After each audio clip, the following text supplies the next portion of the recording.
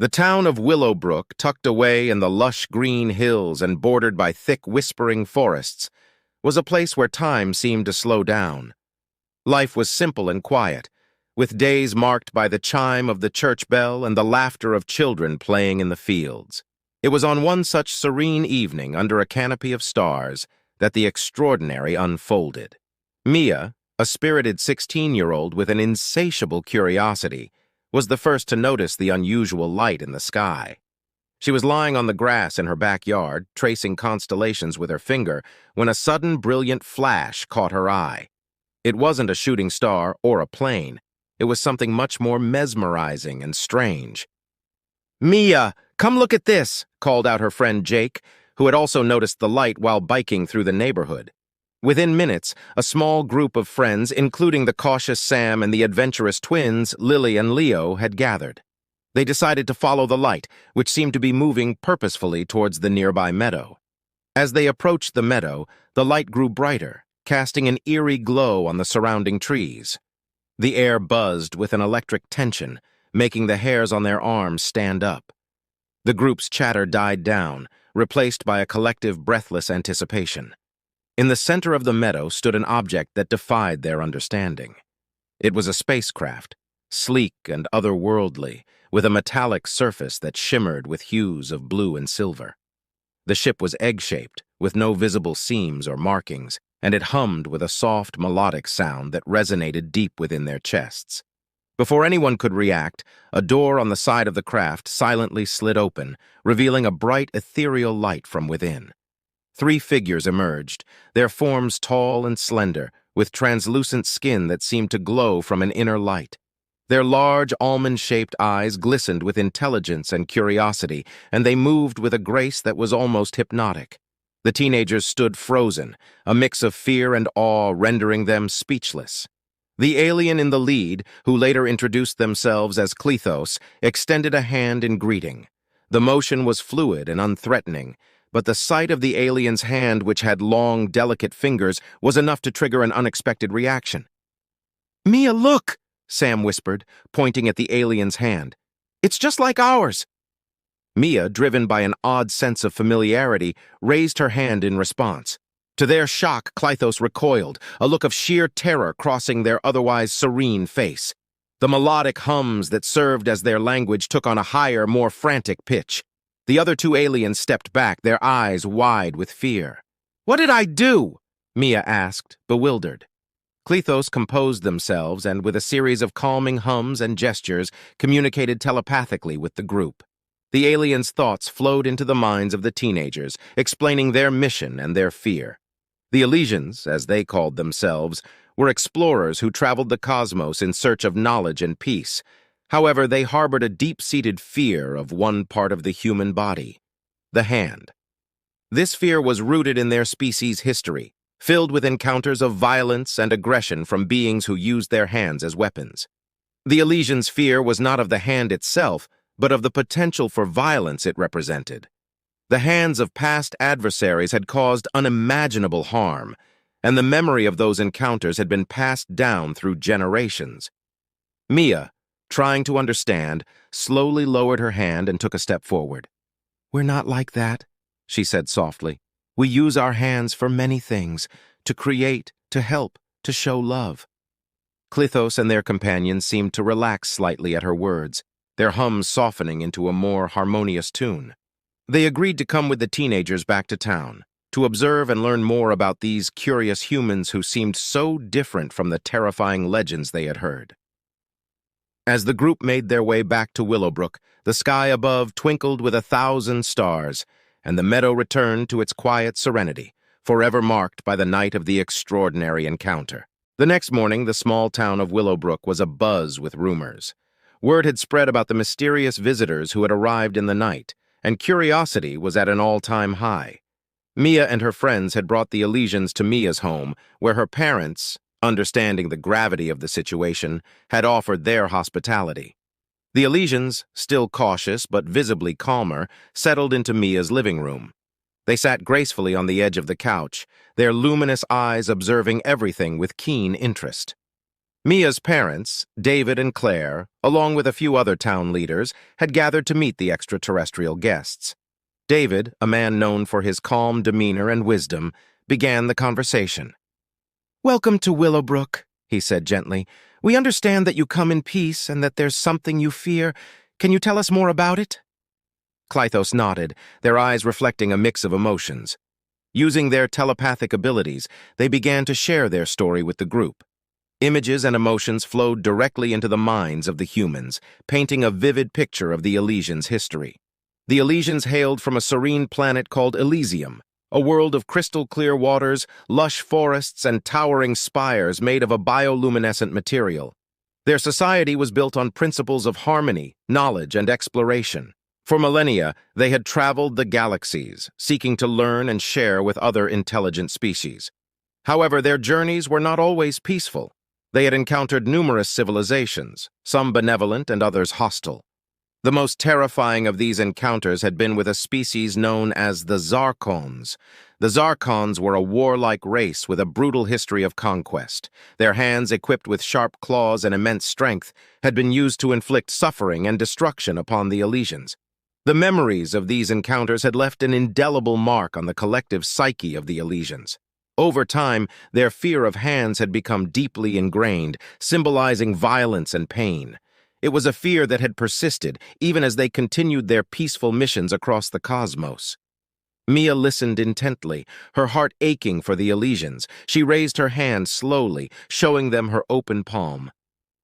"I understand why you're afraid," she said softly, "but I promise you, not all hands are used for harm. Let us show you how we use our hands to create and care for one another."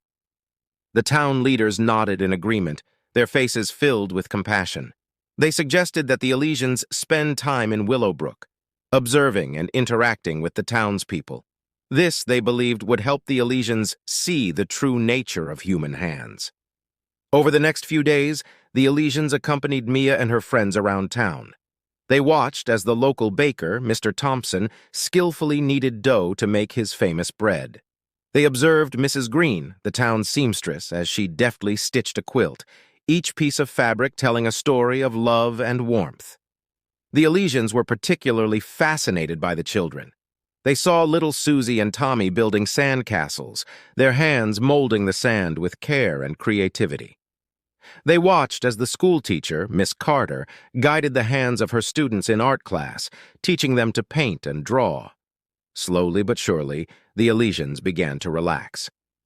Their melodic hums took on a more harmonious tone as they witnessed the myriad ways in which humans used their hands for good.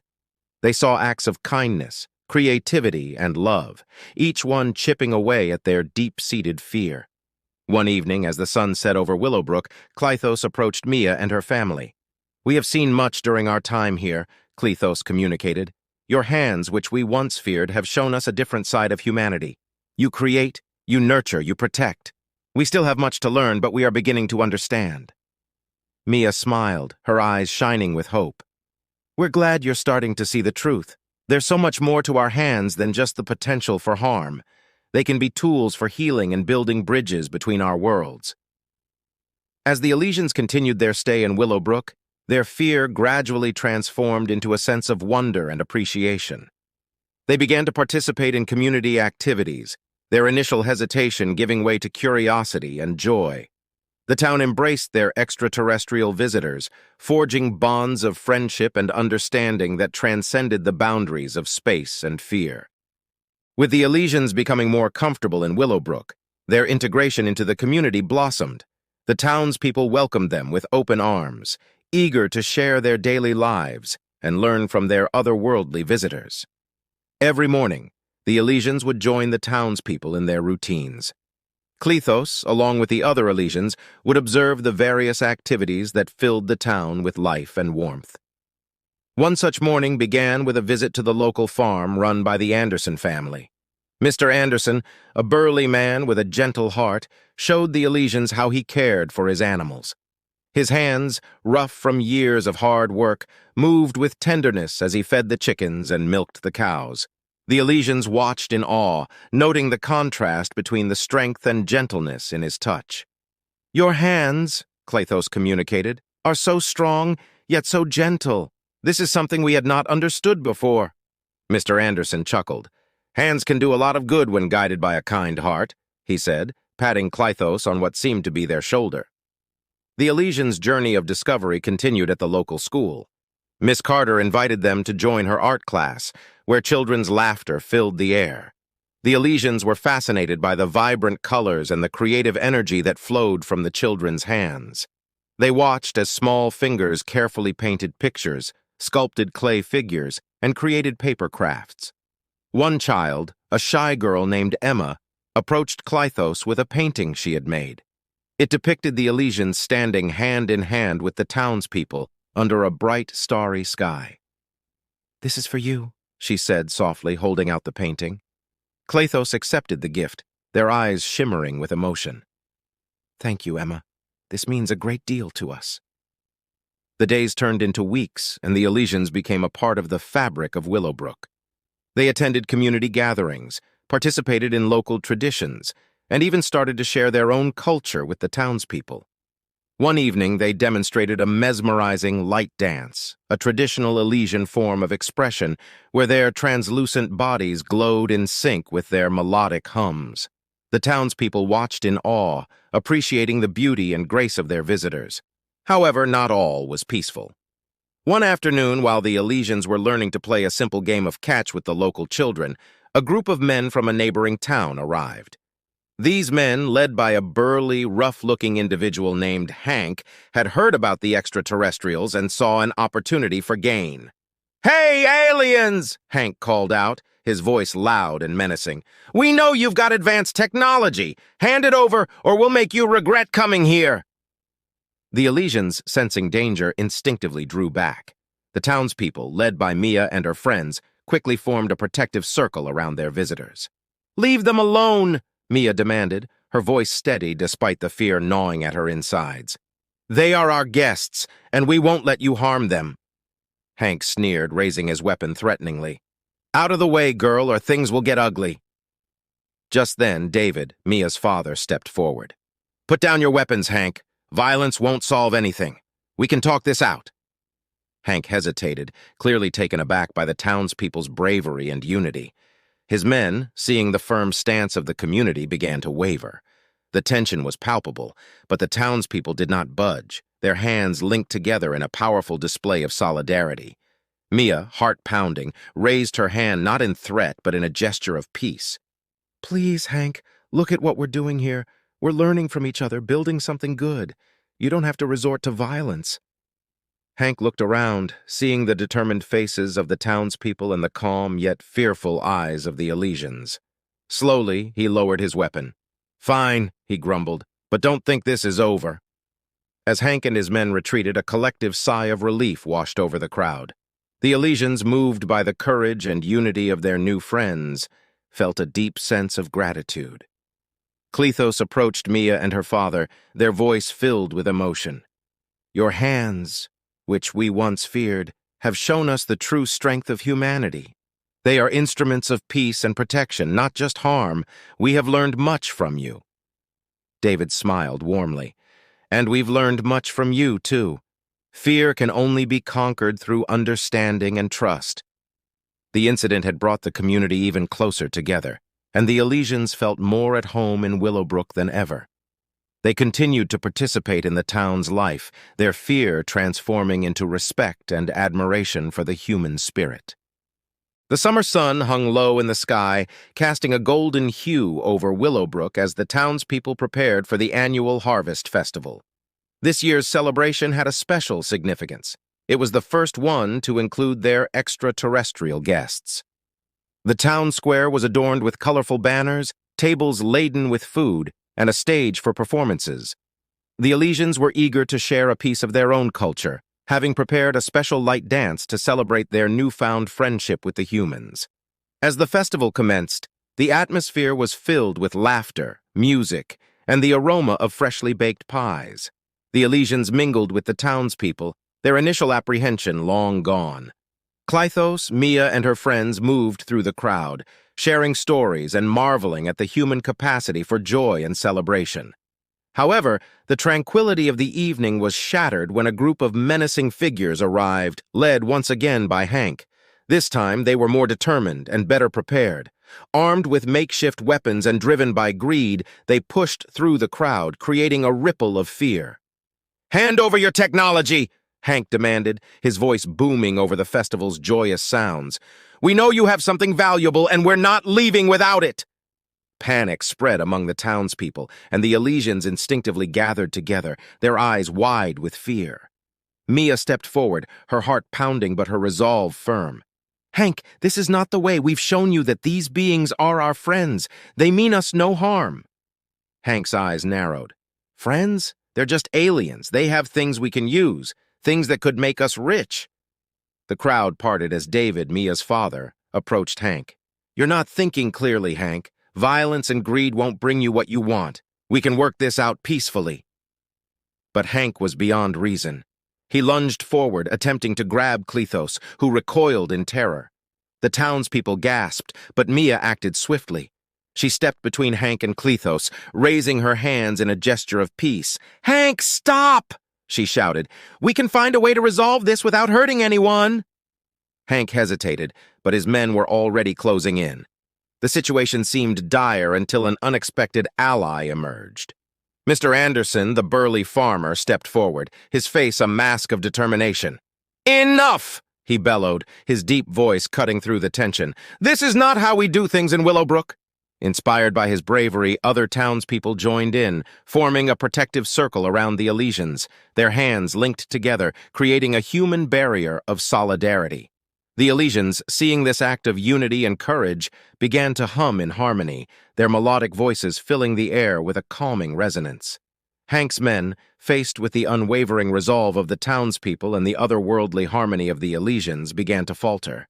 Hank, seeing his influence wane, grew more desperate.